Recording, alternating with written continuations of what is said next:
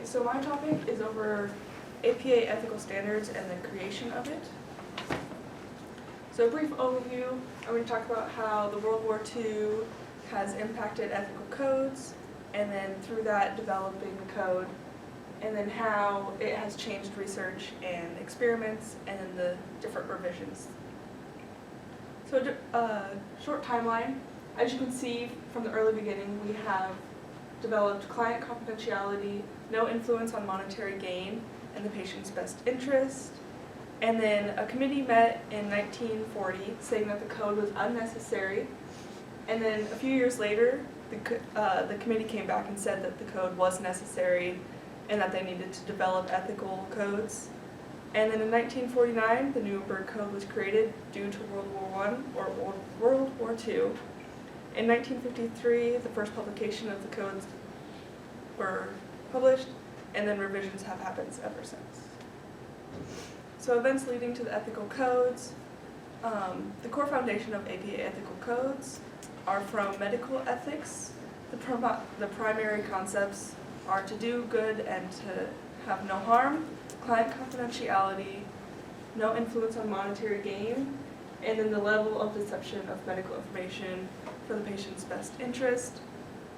And then in 1949, the first development of research ethics was happening due to World War II, the Nuremberg trials, and then due to the behavior of doctors in Nazi Germany, they were focusing on creating and stopping the issues from medical and research ethics.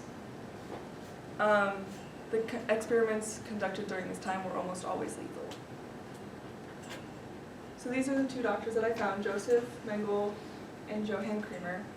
Mengele's experiments involved comparing twins on a wide variety of characteristics. This meant often killing them to compare their body parts during autopsy. And then Kremer's experiments, his interests included starvation and what the body did, and then he would dissect the patients while they were still alive. And then due to this, it created the Nuremberg Code. This was published in 1949. It emphasized the importance of voluntary consent, good of the society, and to stop experiments if the participant feels unable to continue.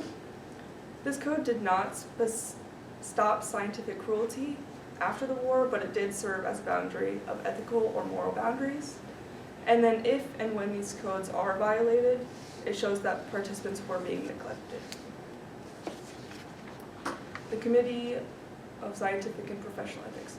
So this is the committee that met saying that codes were unnecessary, and then due to the Nuremberg trials, they stated that the code was necessary and that due to growing times, ethics were needed. So, due to needing to create ethical codes, they looked at the principles of medical ethics for guidance. Due to this being specifically for medical ethics, they decided that they needed to use this, but needed to broaden the code due to psychology. And then, this quote was just saying that they needed to create higher standards. And then I found the criteria for developing a code. There were 16 different criteria that the committee would like to look at. And then I just have a few on the slide because I didn't want to put all 16. Basically saying that they needed a representative sample, a value system, it was written simply so people could follow it easily, and then the usefulness of the code. They didn't want to create a code that couldn't be followed and would stop all experiments, so they wanted to make it simple.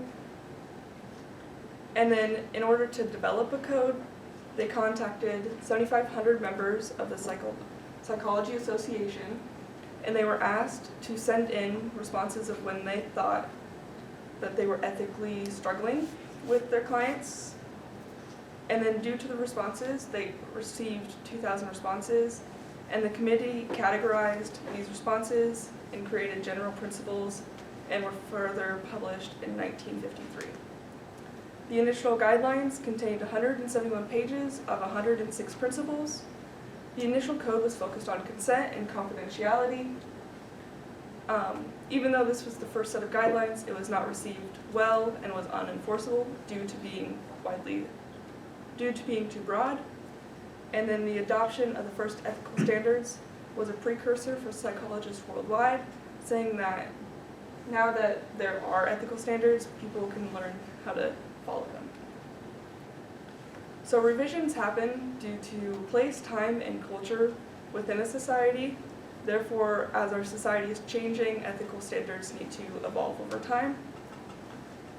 Since the 1953 publication of the APA Ethical Guidelines, there have been 10 revisions.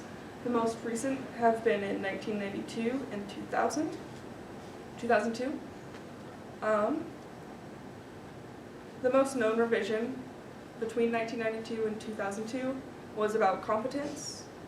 This was discussed at a conference for future directions in education and psychology. And then the next ethical standard that was focused on was the standard of 3.04, stating that they needed to create safeguards against acts of torture, cruel, inhumane, and degrading treatment or punishment in all settings. And then the changes it brought to the field. As I said, it has changed research and experiments. It has played an important role in how psychologists can conduct in research today.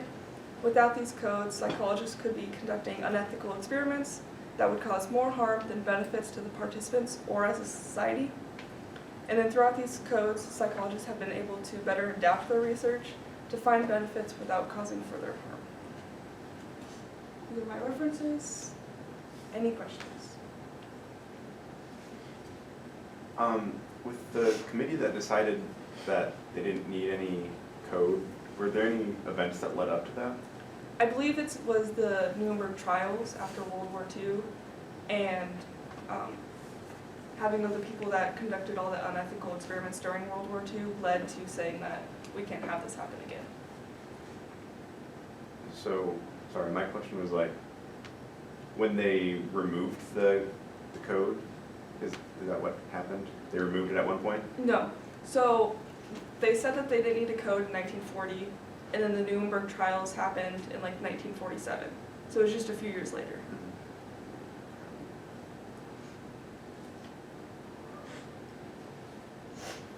How do they make revisions to the code? I believe they focus on, as I said, culture and society, and then what they believe needs to be focused on. They gather the committee and then just talk about how they could revise the code. Yeah. For the two experimenters that you talked about with like the twins and the other one, did they have any ramifications for it or no, because there wasn't a code at the time? I believe they were put on trial, and one of them had to serve a life sentence, and then the other one, I believe, he was serving a sentence, but then he got out and just didn't serve anything else.